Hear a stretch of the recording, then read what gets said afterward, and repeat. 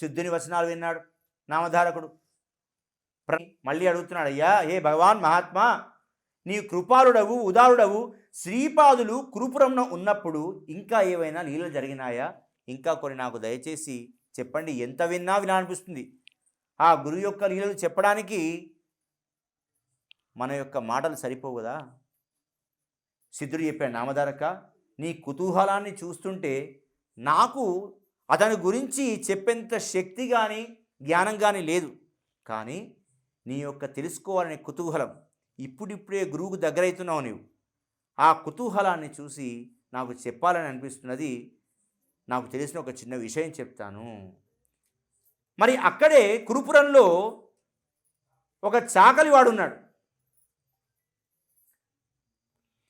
ప్రతిదినం యథావిధిగా శ్రీపాదుల వారు కృష్ణానదికి స్నానం చేయడానికి వెళుతున్నాడు. శ్రీపాదుల వారు స్వయంగా చేయవలసింది అక్కడ ఏమి లేదు, కానీ లోకానుగ్రహార్థం కోసమే గంగా స్నానం చేస్తున్నాడని. ఆయన చరణాలు పడ్డాయంటే మొత్తం పవిత్రమే కదా. తన చరణాలు తను చేయడం ద్వారా మరి అంతా పవిత్రం అయిపోతున్న ఉద్దేశం చేత శ్రీవారి దర్శన మాత్రము చేతనే జనులకు గంగా స్నానం లభిస్తుంది. యద్యద్ ఆచరతి శ్రేష్ఠ తత్తద్దేవ ఇతరో జనా. మరి శ్రేష్ఠులు ఎప్పుడైతే ఏవైతే ఆచరిస్తారో మిగతా జనులు అదే ఆచరిస్తారు. కాబట్టి శ్రీపాద వల్లభుడు ఆ విధంగా స్నానం చేయడం ద్వారా అంతా స్నానం చేస్తున్నారు. ఒకప్పుడు ధర్మపురి గోదావరి బ్రాహ్మణ అంతా స్నానం చేస్తుంటే అందరూ చూసి స్నానం చేశారు. ఇప్పుడు మనకు తక్కువైంది, వాళ్ళది ఎక్కువ అయిపోయింది. అంటే గతంలోనే చెప్పారు అన్నట్టు, మన దగ్గర నుంచి వాళ్ళకి పోతుంది, మనకు తగ్గుతుంది. అదే జరుగుతున్నది ఇప్పుడంతా కూడా. కాబట్టి నామధారక కృష్ణా ప్రవాహ మధ్యమున ఒకనాడు భక్తుల కోరికలు తీర్చుదామని చెప్పి వాళ్ళ భక్తులను, అంటే ఇక్కడ మొదలే ఇక్కడ ఎలా ఉన్నాడు ఆ భగవంతుడు? గుప్త రూపంలో ఉన్నాడు శ్రీపాద వల్లభుడు. గుప్త రూపంలో వండుకుంటూ భక్తులు ఎవరెవరు ఏ కష్టాలు పడుతున్నారు, ఎప్పుడు ఎవరిని ఆదుకుందామని ఆ విధంగానే తను తలుస్తూ ఉన్నాడు, ఆ విధంగానే చేస్తున్నాడు. ఎందుకంటే కనబడితేనే దైవం కాదు, బ్రహ్మసత్యం జగన్మిథ్య. కాబట్టి ఆ విధంగా నామధారక కృష్ణా ప్రవాహ మధ్యమున ఒకనాడు భక్తుల కోరికలు తీర్దామని చెప్పి శ్రీపాదుడు స్నానం చేస్తున్నాడు. ఆ కృష్ణా తటమున ఒక రజకుడు బట్టలు ఉతికేటువంటి వాడు, చాకలివాడు, ప్రతిదినం కూడా స్వామిని చేరి నమస్కారం చేస్తున్నాడు. ప్రతినిత్యము త్రికాలం యందు స్వామిని చేరి నమస్కారం చేస్తున్నాడు. ఈ రీతిగా శ్రీపాదుని ఒక దినదిన నమస్కారం చేస్తున్నాడు. శ్రీపాదునికి అర్థమవుతున్నాడు, వీడు ఎందుకురా ఇంత వినయం, అతి వినయం దురదలక్షణం కదా, ఎందుకు ఇంత వీడు దండం పెడుతున్నాడు. కానీ చూస్తే మాత్రం అమాయకునిలాగా ఉన్నాడు పాపం రజకుడు. రజకత్వం ప్రణత్యాత్ర ప్రత్యహం కష్టమీదృశం కిమర్థం కురుషే తుష్టో రాజ్యం దాస్యామి భక్తతే. ఓ రజక, ఎందుకురా ఇంత కష్టపడుతున్నావు? రోజు 3 పూటల నమస్కారం చేస్తున్నావు, అది ప్రతిదినం చేస్తున్నావు. నీ నమస్కారం వల్ల మహాత్ములు నమస్కారంతో సంతుష్టులైపోతారు. నేను చాలా సంతృప్తి చెందానురా, నీకు రాజ్యం ఇస్తాను పో అన్నాడు. ఎంత గొప్పవాడు! వాడు ఆశ్చర్యపోయాడు. మహాప్రసాదం. ఆ మాటలు విని తన వస్త్రము కొంగున ముడి వేసుకున్నాడు. అంటే నా ఉద్దేశం, పూర్వకాలం ప్రసాదం ఇచ్చినప్పుడు కొంగుకు ముడి వేసుకునేవాళ్ళు అని యొక్క ఉద్దేశం అన్నట్టు. ఆయన చెప్పిన ఆ మాట ప్రసాదం. ప్రసాదం అంటే అసలు ఇది ఫస్ట్ అనుగ్రహం. పువ్వు ఇస్తే పువ్వు ప్రసాదమే, పండిస్తే పండు ప్రసాదమే. అది ఏది ఇచ్చినా ప్రసాదమే. ఆ భగవంతుని యొక్క అనుగ్రహం నీకు పండు రూపంలో దొరికింది, లేదా ఆ భోజన రూపంలో దొరికిందో, ఇలా దొరికిందో. కాబట్టి ఆయన వాక్యమే ప్రసాదం అని చెప్పి అనుకొని, అయ్యా సంతోషం, అబ్బా నాకు ఇంత మంచిది ఇచ్చారా అని చెప్పి చాకలివాడు మెల్లగా కొంగుముడు వేసుకొని ఇలా పెట్టుకున్నాడట. దాని ఉద్దేశం ఇక్కడ రాశాడు. అంటే వరప్రసాదం అని కొంగుముడిన వేసుకున్నాడు. మనం ఏ ప్రసాదం ఇచ్చినా మనం వెనకటి వాళ్ళంతా కొంగుముడి వేసుకొని తీసుకుపోయాడు జాగ్రత్తగా. అప్పటి నుండి సంసారం గురించి చింతన వదిలివేశాడు. శ్రీహరికి సేవకుడైపోయాడు. శ్రీవారికి దూరం నుండి స్వామి కనిపించినా అక్కడి నుంచి కూడా దండ ప్రమాణం చేస్తున్నాడు. అయ్యా నమస్కారం, అయ్యా నమస్కారం. ఎంత అదృష్టవంతుడు వాడు. కాబట్టి ఇట్లా రజకుడు చాలా కాలం సేవ చేశాడు. స్వామివారి యొక్క ప్రాంగణం తుడిచి నీరు చల్లేవాడు, ఆయన వచ్చేసరికి శుభ్రపరిచేవాడు. అంతా బాగానే ఉంది. ఒకసారి వసంతకాలం వచ్చింది, వైశాఖ మాసమున. ఒకసారి యవన జాతీయుడైనటువంటి ఒక రాజు, అంటే ఒక జాతి, అది దాని గురించి మనం ఎక్కువ అది కాదు కానీ, యవన జాతీయుడైన ఒక రాజు క్రీడార్థమై అక్కడికి వచ్చాడు. అంటే జలకాలు ఆడదామని చెప్పి కాసేపు ఆ విధంగా ఆ నదిలో తిరుగుతూ ఆనందం అనుభవిద్దామని చెప్పి వచ్చినాడు. ఎలా వచ్చినాడు? తను తన స్త్రీలు ఆభరణాలను కూడా అలంకరించుకున్న వారే కృష్ణానది మధ్య తీరున ఒక నౌకలో సంతోషంగా విహరిస్తున్నారు. అటువైపు మేము దృష్టి పడ్డది రజకునిది. అంతేకాదు ఏనుగులు, గుర్రాలు, పదాదిదళములు తీరముల వెంట ఉండగా అనేక భూషణాలు ధరించిన వాడై సంతోషంగా వాడు కనబడుతున్నాడు. ఎంత ఆనందంగా ఉన్నాడో వాడు ఆ రాజు. అంతేకాకుండా అతను వస్తుంటేనే కృష్ణానదికి 2 తీరముల వెంట అనేక వాద్యాలు ఘోషిస్తున్నాయి అద్భుతంగా. ఆ రాజు స్త్రీలతో కృష్ణాజలముల యందు ఉన్మత్తుడై జలక్రీడ చేస్తున్నాడు. ఎంత భోగవంతుడో. కాబట్టి రజకుడు ఆ వాద్యములు, శబ్దములు, ఆ చుట్టుముట్టు ఉన్న స్త్రీలతో ఉన్నటువంటి ఒక రాజును చూశాడు. మనసు చంచలం అయిపోయింది మనకి. శ్రీ గురు చింతనను మానాడు. కృష్ణానది యందు పరివార సమేతమైన రాజును చూసి విస్మయం చెందుతున్నాడు. తనలో ఆ రజకుడు ఈ విధంగా అనుకుంటున్నాడు, ఆహా, ఈ సంసారంలో ఇట్టి సుఖాన్ని, వైభవాన్ని పొందకపోతే ఈ జన్మ పశు జన్మతో సమానం. ఎంత ఆనందంగా ఉన్నాడు వాడు. కాబట్టి మంచి ఆభరణములు అలంకరించిన అనేకులైన స్త్రీజనము చేత చుట్టూ ముట్టబడి సౌఖ్యం అనుభవించిన ఈ రాజు జీవితం ధన్యం కదా. వీడు ఎలాంటి యొక్క గురుసేవ చేసుకున్నాడో, మరి ఎలాంటి యొక్క పూజ చేసినాడో వీడు అని చెప్పి అనుకున్నాడు. కథంతేనార్జితం పుణ్యం లబ్ధో వాస్య కథం గురు దేవ ఆరాధిత కోవాత ప్రాప్తే దృషీదశ. ఇలాంటి పూజ చేస్తే ఈ దృషి దశ, ఇలాంటి దశ వచ్చేసిందో, ఎట్టి గురువుని సంపాదించుకున్నాడో, ఏ దేవుణ్ణి ఆరాధించాడో, ఇట్టి మహర్దశ పొందాడు. నిజంగా ఎంత అదృష్టవంతుడు రజకుడైనప్పటికీ కూడా ఈ యొక్క రాజు యవనుడు అని మనసులో చింతిస్తూ వచ్చి గురువుకు దండ ప్రణామం చేశాడు. మళ్ళా కాసేపు స్థిరుడైపోయి గురువుగారి దగ్గరికి చూశాడు. కృపాళుడైన శ్రీపాదుడు వాని మనోవాసన తెలుసుకున్నాడు. వీని మనసు చంచలం అయిపోయింది.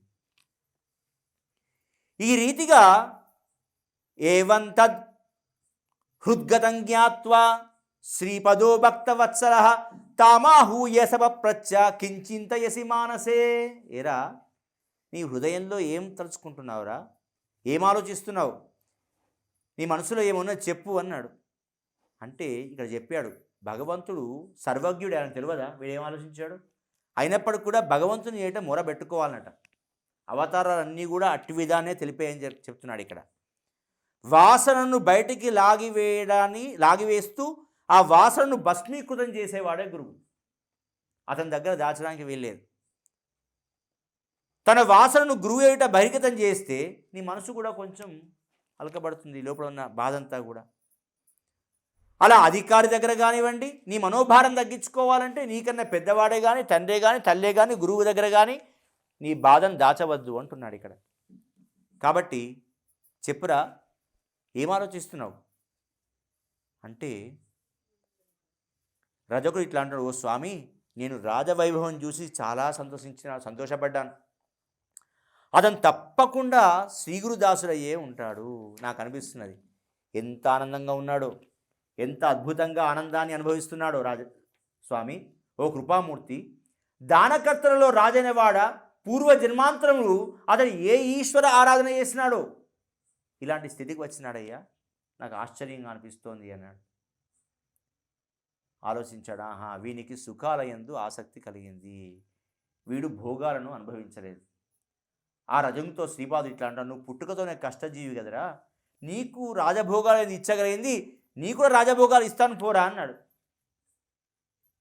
సుఖంగా అనుభవించు అన్నాడు. అయ్యా అన్నాడు. అని తృప్తానేంద్రియాణ్యస్య మనస్తస్య నిర్మలం వాసనాప్యవశిష్టా చేత్స జన్మాంతర కష్టదా. నువ్వు పూర్వజన్మలో కూడా ఎలాంటి సుఖం అనుభవించలేదు కాబట్టి ఈ జన్మలో మళ్ళీ అవి కోరుకుంటున్నాయి. ఎప్పుడైతే ఇంద్రియాలు తృప్తి చెందవో నీ మనస్సు నిర్మలం కాదు, వాసన అట్లాగే మిగిలిపోతాయి, జన్మాంతరం కష్టాలు కలుగుతాయి. ఆ మాటలు విన్నారు రజకుడు చేతులు జోడించి, అయ్యా క్షమించండి, నాకు మీ సేవ తప్ప నాకు ఏది వద్దయ్యా, ఏదో మనసు అలా అయిపోయింది, నన్ను ఉపేక్షించవలదు, మీ పాదసేవ నాకు చాలు అన్నాడు. లేదురా, నీకు రాజసుఖాలు అనుభవించాలనే కోరిక ఉండిపోయింది, ఇంద్రియములను తృప్తి చెందించుటకై నీవు మ్లేచ్ఛ జన్మ ఎత్తు అన్నాడు. అనేసరికి అది విన్న రజకుడు, అయ్యా మీరు నన్ను శపిస్తున్నారా, వరం ఇస్తున్నారా? నా మనసు చంచలమైపోయి విధంగా నన్ను క్షమించండి, మీ పాదసేవ తప్ప నాకేది వద్దు అన్నాడు. మీరు నాకు ఈ విధంగా వరం ఇచ్చారంటే ఖచ్చితంగా మీ దగ్గర నుంచి నేను ఎడబాటు అయిపోతుంటాను, దూరం పోతుంటాను. నాకు ఎల్లప్పుడూ మీ దర్శనం కావాలి. మరలా నా యందు అనుగ్రహం ప్రసాదించండి అయ్యా. మీరు ఇచ్చిన వరం నాకు సంతోషమే, కానీ ఆ జన్మ యందు కూడా మళ్ళా మీ దర్శన భాగ్యం నాకు కలగాలి. మిమ్మల్ని ఆ జన్మయందు కూడా, ఆ మ్లేచ్ఛ జన్మయందు కూడా మళ్ళా మిమ్మల్ని నేను తెలుసుకోవాలి. అలా ఇచ్చేది ఉంటే అయ్యా నాకు ఈ వరం ఇవ్వండి, లేకుండా నన్ను క్షమించండి, మీ పాదసేవ తప్ప నాకు ఎలాంటి భోగాలు వద్దు అన్నాడు. తప్పకుండా నీవు మళ్ళా దర్శించుకుంటావురా, నీవు వైడూర్య నగమున, అంటే ఇప్పుడున్న బీదర్ అనే పేరట దానికి, పుడతావు. ఆ జన్మయందు అంతకాలంన నీకు నా దర్శనం అవుతుంది. ఆ పుట్టుకలో నా దర్శనం మాత్రమున నీవు సిద్ధుడవైపోతుంటావు. నీవు నా వాక్యం సత్యమవుతుంది. అసలు నువ్వు ఏమాత్రం చింతించకు, సందేహించకు. నేను నీకు ఖచ్చితంగా ఆ యొక్క వైడూర్య నగరంలో దర్శనం ఇస్తానురా. అప్పుడు ఎలా ఇస్తాను అంటే, నేను ఆ సమయంలో మరలా ప్రయోజనవశాన నేను భూమండలంలో నరసింహ సరస్వతి పేరున యతిగా నేను పుడుతుంటాను. అప్పుడు నీకు నా దర్శనం అవుతుంది అని చెప్పాడు. కాబట్టి నువ్వు మ్లేచ్ఛ జన్మ ఎత్తు అన్నాడు. అనేసరికి వాడిగా సిద్ధపడిపోయినాడు, నేను మ్లేచ్ఛ జన్మ ఎత్తడమే. అయిన తర్వాత ఏరా కాసేపు అడేటో చూస్తున్నాడు. ఇక అప్పుడే ఊహించుకుంటున్నాడు, ఎంతైనా మనసు అలాంటిదే కదా. ఎందుకో మళ్ళీ శ్రీపాద వల్లభులకు ఒకసారి ఆ శ్రీపాదునికి అనిపించింది, ఏరా ఈ జన్మలోనే ఎత్తుతావా, మరో జన్మలో ఎత్తుతావా ఈ మ్లేచ్ఛ జన్మ అన్నాడు.